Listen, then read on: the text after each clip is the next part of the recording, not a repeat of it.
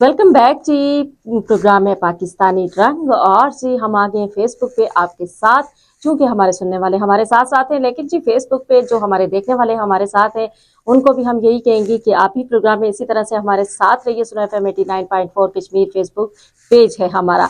और आज के प्रोग्राम में पाकिस्तानी रंग में हम जिक्र कर रहे हैं पाकिस्तान की मशहूर फिल्म आईना का। आप जानते हैं कि ये फिल्म अपने दौर की मशहूर फिल्मों में शुमार होती है और ख़ास तौर पे सिनेमा घरों के हवाले से अगर हम देखें तो फिल्म आईना पाकिस्तान की वो फिल्म है जिसने सिनेमा घरों में अपना एक मुनफरिद रिकॉर्ड कायम किया। 401 हफ्तों तक इस फिल्म की नुमाइश कराची के सिनेमा घरों में जारी रही। इसके अलावा 12 इसने अवार्ड भी हासिल किए, जिसमें यहाँ अच्छी अदाकारी, अच्छी अदाकारी और बहुत सारे अवार्ड्स इसमें शामिल थे, शायरी समेत।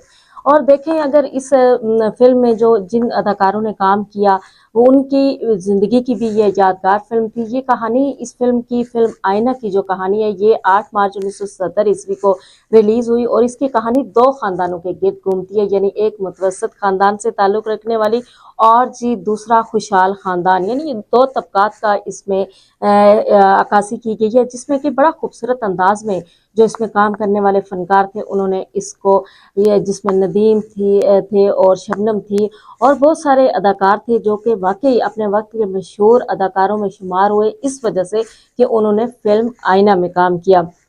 फिल्म आईना के अगर हम गीतों का जिक्र करें तो इसके गीत सारे ही बहुत मारूफ व मकबूल थे, क्योंकि इसके गुलकार ही बहुत ज़्यादा अजीम गुलकार थे।